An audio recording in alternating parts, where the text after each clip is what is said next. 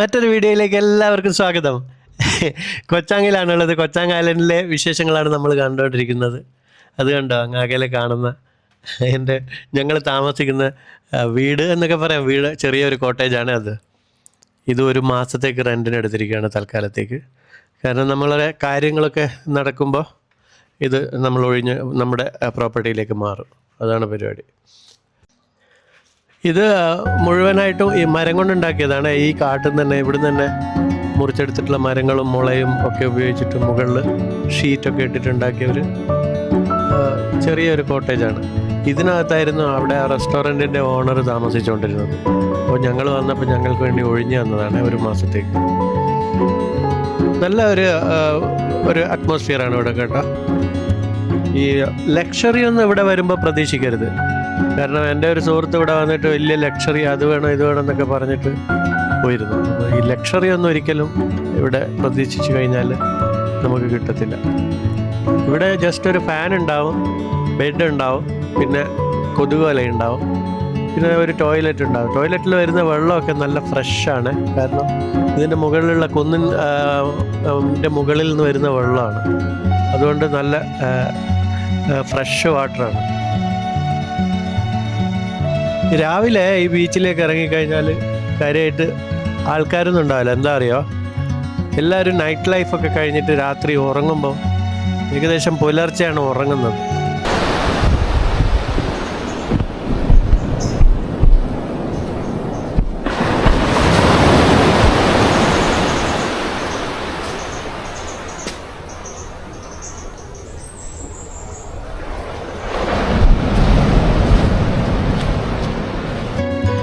കേട്ടില്ലേ കടലിൻ്റെ ശബ്ദം? ഇപ്പം ലോ ടൈഡാണ്. ഹൈ ടൈഡ് ആകുമ്പോൾ ഇപ്പം ഞാൻ നടക്കുന്നില്ല. ഇതുണ്ടോ, ഈ പാറക്കെട്ടിലൊക്കെ ഈ തിരമാലകൾ വന്ന് അടിച്ചിട്ട് നല്ല ശബ്ദം ഉണ്ടാവും.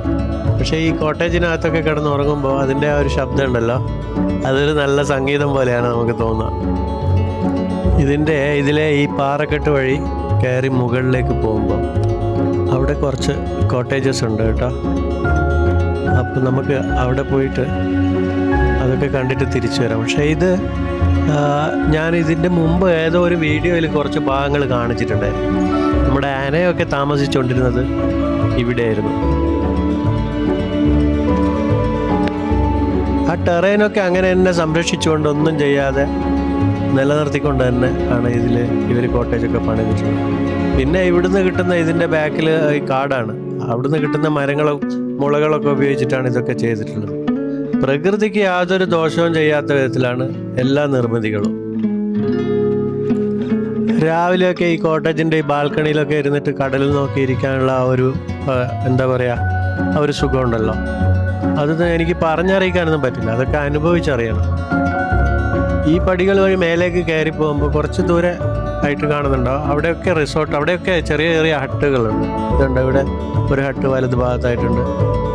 പിന്നെ ഇതിൻ്റെ ഓണർ എന്ന് പറയുന്നത് അദ്ദേഹമാണ് ഈ ഐലൻഡിൽ ആദ്യമായിട്ട് വരുന്നത്. അന്ന് ഇവിടെ ഒരു കാട് പിടിച്ച്, ഇപ്പോഴും കാടാണ്, അന്ന് ആരും ഉണ്ടായിരുന്നില്ല. അദ്ദേഹമാണ് ഇവിടെ ആദ്യമായിട്ട് വന്നിട്ട് ഇവിടെ ഒരു ചെറിയ മുള കൊണ്ടൊരു വീടുണ്ടാക്കിയിട്ട് താമസം തുടങ്ങുന്നു. അതിൻ്റെ കഷ്ടതയും കാര്യങ്ങളൊക്കെ അദ്ദേഹം എൻ്റെ അടുത്ത് എല്ലാ കാര്യങ്ങളും പറഞ്ഞിട്ടുണ്ടായിരുന്നു. അങ്ങനെ അതിനുശേഷമാണ് അദ്ദേഹത്തിൻ്റെ കുടുംബക്കാരും മറ്റുമൊക്കെ ആയിട്ട് ഇവിടെ ആൾക്കാർ വരുന്നതും താമസം തുടങ്ങുന്നതൊക്കെ. ഈ ഐലൻഡിലാണ്. ഈ ഒരു ബീച്ചിൻ്റെ കാര്യമല്ല ഞാൻ പറയുന്നത്, മൊത്തം ഈ ഐലൻഡ് വലിയ ഐലൻഡാണ്. പക്ഷേ ചെറിയ ഭാഗം മാത്രമേ ആൾക്കാർ യൂസ് ചെയ്യുന്നുള്ളൂ. ബാക്കിയൊക്കെ കാടും പിന്നെ കൃഷിയൊക്കെ ചെയ്യുന്നുണ്ട്. റബ്ബറൊക്കെ ഉണ്ട്. കൂടുതലും കാട് പിടിച്ച് കിടക്കുകയാണ്.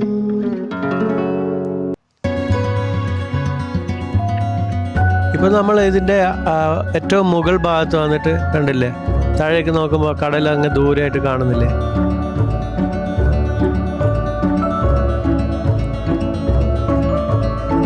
ഇതൊക്കെ ഇതേപോലെയാണ് ചെറിയ ചെറിയ കോട്ടേജസ്. ഇവിടെയൊന്നും വലിയ റെൻ്റൊന്നും ഇല്ല കേട്ടോ. ഒരു ആഴ്ചത്തേക്കും 10 ദിവസത്തേക്കും ഒരു മാസത്തേക്കൊക്കെ വന്നിട്ട് ഇവിടെയൊക്കെ താമസിക്കുകയാണെങ്കിൽ നന്നായി എൻജോയ് ചെയ്ത് പോകാൻ പറ്റും സമയമുള്ള ആൾക്കാർക്ക്.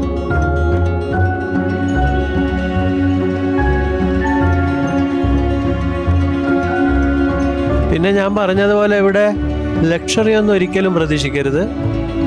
പക്ഷേ നല്ല വെതറൊക്കെ നല്ല വെതറാണ്, തണുപ്പുണ്ടാവും, ചൂടൊന്നും ഉണ്ടാവില്ല. അവിടെ ദൂരെയായിട്ട് ഒരു വലിയ ബിൽഡിങ് കാണുന്നില്ലേ?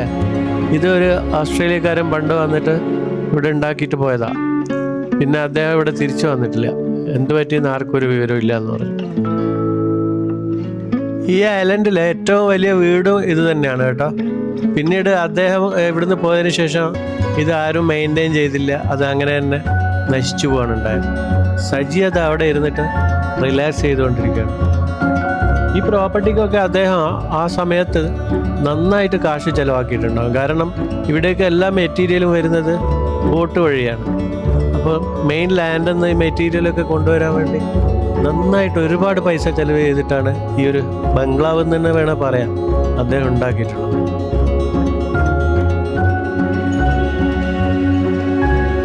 ഇവിടെ ഫാമിലി ആയിട്ട് വരികയാണെങ്കിലും പിന്നെ ഹണിമൂണൊക്കെ വരുന്നവർക്കൊക്കെ നന്നായി എൻജോയ് ചെയ്യാൻ പറ്റും കേട്ടോ.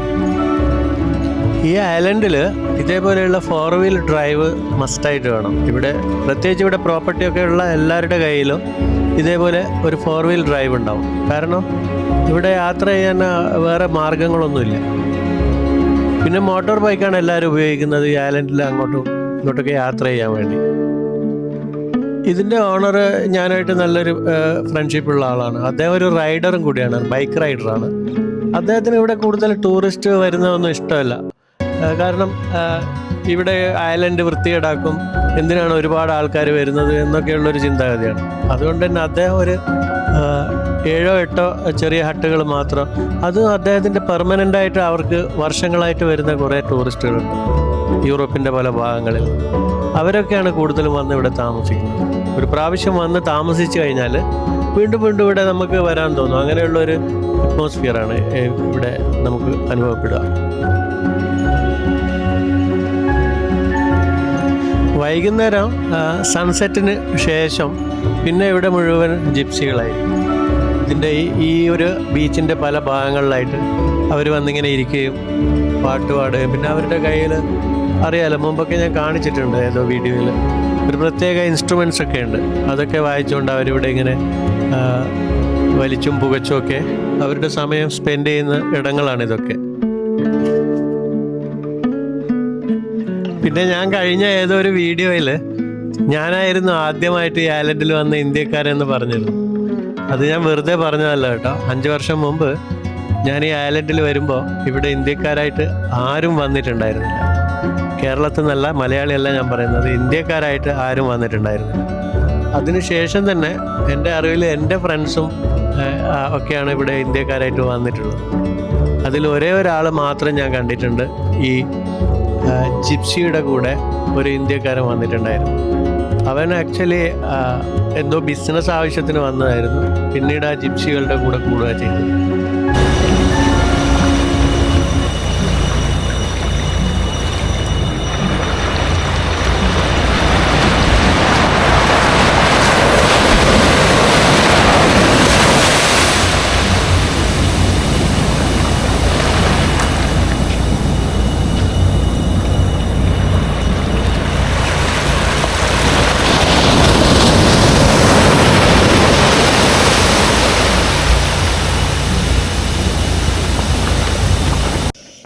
ഞാൻ ആ ശബ്ദം കേൾപ്പിച്ചത് എന്തിനാണെന്നറിയോ? നിങ്ങൾ ആ സൗണ്ട് ശ്രദ്ധിച്ചോ? തിരമാലകൾ വളരെ ചെറുതായിട്ടേ വരുന്നുള്ളൂ, അത്ര വലിയ തിരമാലകളൊന്നുമല്ല. പക്ഷേ അതിൻ്റെ ശബ്ദം കുറച്ച് കൂടുതലായിട്ട് തോന്നുന്നില്ലേ? ഒരു പ്രത്യേക ശബ്ദം പോലെ തോന്നുന്നില്ലേ? അതിൻ്റെ കാരണം ഇവിടെ ചുറ്റിലും മലകളാണ്. അപ്പോൾ ഒരു ഭാഗം മാത്രമാണ് തുറന്നിരിക്കുന്നത്. അവിടെ നിന്നാണ് കടലിലെ തിരമാലകൾ ഇങ്ങോട്ടേക്ക് വരുന്നത്. കൂടാതെ നന്നായിട്ട് കാറ്റ് വീശുന്നുണ്ട്. അപ്പോൾ ഈ കാറ്റ് വന്നിട്ട് ഇവിടെ കുടുങ്ങിക്കിടക്കുകയാണ്. അതുകൊണ്ടാണ് അങ്ങനെ ഒരു സൗണ്ട് നമുക്ക് അനുഭവപ്പെടുന്നത്. ഇപ്പം ടൈഡ് മേലേക്ക് കയറി വരികയാണ് കേട്ടോ. ഇപ്പം ഞാൻ കളിച്ചുകൊണ്ടിരിക്കുന്ന ഈ സ്ഥലമൊക്കെ ഇല്ലേ, ഇതൊക്കെ രാത്രി ആകുമ്പോൾ നമുക്ക് ഇവിടെ ഒന്നും വരാൻ പറ്റില്ല. നല്ല എൻ്റെ ഹൈറ്റിൽ വെള്ളം പൊങ്ങി വരും. അത്രയ്ക്കും ടൈഡ് കയറി വരുന്ന ഒരു സ്ഥലമാണ് ഇതൊക്കെ. പക്ഷേ ലോ ടൈഡ് ആകുമ്പോൾ നമുക്ക് ഏകദേശം ഒരു 1/2 കിലോമീറ്ററോളം ഇനിയും അങ്ങോട്ടേക്ക് കടലിലേക്ക് നടന്നു പോകാനൊക്കെ പറ്റും. വളരെ ഡ്രൈ ആയിരിക്കും. ഇത് നല്ലൊരു സൺസെറ്റ് പോയിന്റും കൂടിയാണ്. ചില സമയങ്ങളിൽ ഇവിടെ സൺസെറ്റ് നന്നായി ആസ്വദിക്കാൻ പറ്റും. അത് ഇവിടെയുള്ള ആൾക്കാർക്ക് മനസ്സിലാക്കാൻ പറ്റും എപ്പോഴാണ് അതേപോലെയുള്ള സൺസെറ്റുകൾ വരുന്നത്. അപ്പോൾ അങ്ങനെയാകുമ്പോൾ ഇവരിവിടുന്ന് ബോട്ടുകളൊക്കെ ഇറക്കിയിട്ട്, ഞാൻ ഇതിനു മുമ്പൊരു വീഡിയോ ചെയ്തിട്ടുണ്ടായിരുന്നു, ആഘോഷമാക്കിയിട്ട് അവർ സൺസെറ്റ് കാണാൻ പോകുന്നതൊക്കെ പഴയ വീഡിയോസിൽ നിങ്ങൾക്ക് കാണാൻ പറ്റും. ഇപ്പോൾ ഈ ഐലൻഡിലുള്ളത് ജിപ്സികളെക്കാളും കൂടുതലുള്ളത് റെയിൻബോ എന്ന് പറയുന്ന ഒരു ഗ്രൂപ്പിനെ കുറിച്ച് ഞാൻ പറഞ്ഞിരുന്നില്ലേ, അവർ തന്നെയാണ്. ഏകദേശം 400 മുകളിൽ 500-ൻ്റെ അടുത്ത് റെയിൻബോ ഗ്രൂപ്പ് ഇവിടെ വന്നിട്ട് ഇപ്പോൾ സ്റ്റേ ചെയ്യുന്നുണ്ട്. അതുകൊണ്ട് തന്നെ പല സമയങ്ങളിലും ഈ ബീച്ചിലൊന്നും എനിക്ക് വീഡിയോ എടുക്കാനും പറ്റത്തില്ല. കാരണം അവരൊക്കെ അറിയാമല്ലോ, നേക്കഡായിട്ട് ഈ ബീച്ചിൽ കുളിക്കുകയും നടക്കുകയും വോളിബോളും ഫുട്ബോളും ഒക്കെ കളിക്കുന്നുണ്ടാവും. അതുകൊണ്ട് പഴയതുപോലെ ഓടി നടന്ന് ഇവിടെ വീഡിയോ എടുക്കാനൊന്നും പറ്റത്തില്ല, കുറച്ച് ബുദ്ധിമുട്ടാണ്. ഇപ്പോൾ സൺസെറ്റ് കഴിഞ്ഞിട്ട് കുറച്ച് സമയമായി. ഇനിയിപ്പോൾ കുറച്ചുകൂടെ കഴിയുമ്പോഴേക്ക് ജിപ്സികളൊക്കെ അവരുടെ ഈ തീയൊക്കെ, ഞാൻ പറഞ്ഞില്ലേ, സർക്കിളുകളും തീയും ഒക്കെ സ്റ്റാർട്ടാവും. അത് കഴിഞ്ഞിട്ട് പിന്നെ പുകയും ബഹളവും പാട്ടും ഒക്കെ ആയിരിക്കും. അത് നേരം പുലരുവോളം ഉണ്ടാവും.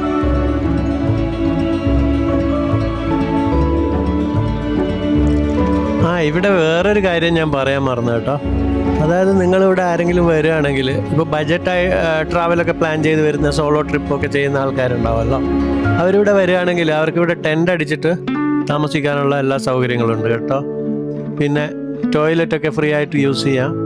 പക്ഷെ ടെൻ്റ് അടിക്കുന്നതിന് ചെറിയൊരു എമൗണ്ട് മാത്രം അവർ ചാർജ് ചെയ്യുന്നുണ്ട് ആ പ്രോപ്പർട്ടിയുടെ ഓണേഴ്സ്. അത് കൂടാണ്ട് ഇവിടെ നിങ്ങൾക്ക് ഫ്രീ ഫുഡും അവൈലബിൾ ആണ്. അതായത് ഈ റെയിൻബോ ഗ്രൂപ്പിൻ്റെ കൂടെ നിങ്ങൾ പോവുകയാണെങ്കിൽ അവരവിടെ ഫ്രീ ഫുഡാണ്. 3 times 3 നേരം ഭക്ഷണം ഉണ്ടാവും. അവരെല്ലാം കൂടെ ഒന്നിച്ച് ചേർന്ന് ഫുഡ് ഉണ്ടാക്കിയിട്ട് എല്ലാവരും ഒന്നിച്ചിരുന്ന് കഴിക്കുന്ന ഒരു സെറ്റപ്പാണ്. അത് നമുക്ക് മലയാളികൾക്കൊക്കെ കഴിക്കാൻ പറ്റുന്ന വിധത്തിലുള്ള നല്ല ഒരു ഫുഡ് തന്നെ അവരുണ്ടാക്കുന്നത്. നൂഡിൽസ് ഉണ്ടാവും, റൈസ് ഉണ്ടാവും, ചിക്കൻ കറിയൊക്കെ ഉണ്ടാവും. കൂടുതൽ അവരുണ്ടാക്കുന്നത് വെജിറ്റബിൾസാണ്. ആഴ്ചയിൽ ഒരു ദിവസം നോൺ വെജ് ഉണ്ടാവും. ഇപ്പോൾ കണ്ടോ, അത് ദൂരെ തീയൊക്കെ ആളിക്കത്താൻ തുടങ്ങി. അതിന് ചുറ്റും ഇനിയിപ്പോൾ ആൾക്കാരൊക്കെ വന്നിരിക്കുക. ഇതേപോലെ കുറേ സ്ഥലങ്ങളിൽ ഇവർ തീയിടും. അവിടെ 15, 20, 25 ഒക്കെ ആൾക്കാർ ഗ്രൂപ്പ് ഇങ്ങനെ ഇരിക്കും. എന്നിട്ട് അതിന് ചുറ്റും ഇരുന്നിട്ട് പാട്ട് പാടും. അവരുടെ, ഞാൻ പറഞ്ഞില്ല, ഒരു മ്യൂസിക് ഇൻസ്ട്രുമെൻറ്റ്സ് ഉണ്ടാവും. പ്രത്യേകമായിട്ട് അവരുടെ കയ്യിൽ മാത്രമേ ഞാൻ ഇതുവരെ കണ്ടിട്ടുള്ളൂ. അതൊക്കെ അവർ വായിക്കും. അതിലൊക്കെ നല്ല കഴിവുണ്ട് കേട്ടോ അവർക്ക് വായിക്കാനൊക്കെയുള്ള പ്രത്യേകതരം ഇൻസ്ട്രുമെൻറ്റ്സ് ആണ് അതൊക്കെ. പിന്നെ ഇവിടെ നൃത്തം ചെയ്യും. രാവിലെ വരെ ഇത് തന്നെയാണ് ഇനി പരിപാടി. അവിടെ കണ്ടില്ലേ, ഇപ്പോൾ ഒരു പെണ്ണ് വന്നിട്ട് അവളാണ് ഇപ്പോൾ തീ സ്റ്റാർട്ട് ചെയ്തിട്ടുള്ളത്. ഇവളിവിടെ 2 ആഴ്ച ഉണ്ടാവും. ഇവള് ജർമ്മനിയിൽ നിന്നോ നെതർലാൻഡിൽ നിന്ന് എങ്ങാനും വന്ന പെണ്ണാണ്. അപ്പോൾ ഇതേപോലെ ആൾക്കാർ സോളോ ആയിട്ട് ഇവിടെ വന്നിട്ട്, അതായത് ഫ്രീഡം ലൈഫ് അത് തന്നെ. പിന്നെ ഇങ്ങനെ കാമൻ ക്വയറ്റായിട്ടൊക്കെ ജീവിക്കാൻ ഇഷ്ടപ്പെടുന്ന ആൾക്കാർക്ക് ഏറ്റവും ബെസ്റ്റ് ഇതേപോലെയുള്ള ഐലൻഡുകളിലൊക്കെ വന്നിട്ട് എക്സ്പ്ലോർ ചെയ്യുന്നതായിരിക്കും.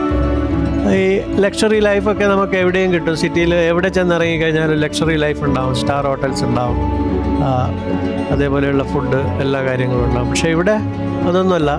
ഇതേപോലെ ഇങ്ങനെയൊക്കെ എല്ലാവരും കൂടി ചേർന്ന് ഭക്ഷണം ഉണ്ടാക്കുക, എന്നിട്ട് ഒന്നിച്ചിരുന്ന് കഴിക്കുക. ഒരു എന്താ പറയുക, ഒരു പ്രത്യേക, അത് ഞാൻ പറഞ്ഞില്ലേ, അത് പ്രത്യേകിച്ച് പറഞ്ഞറിയിക്കാനൊന്നും പറ്റില്ല. അത് നമ്മൾ കണ്ട് അനുഭവിച്ചറിയണം.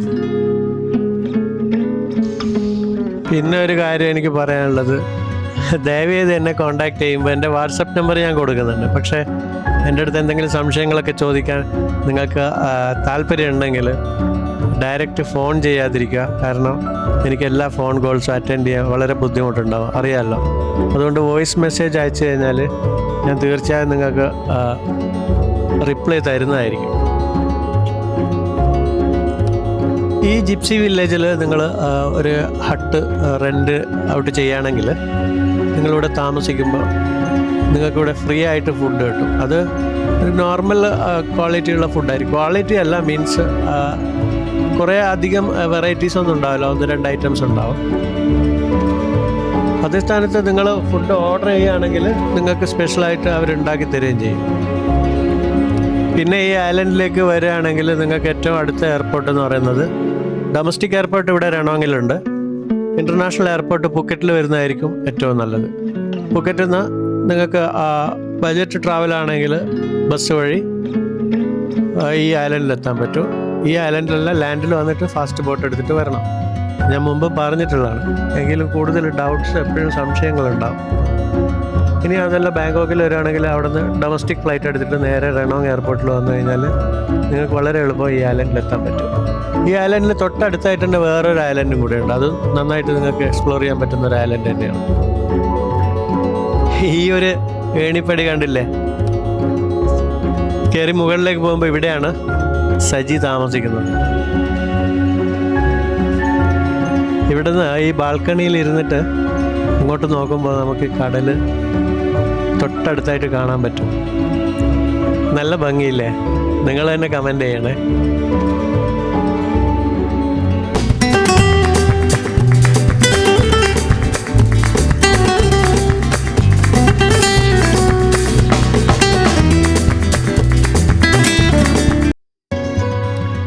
ഡിന്നർ കഴിക്കാൻ വേണ്ടി വന്നതാണ്.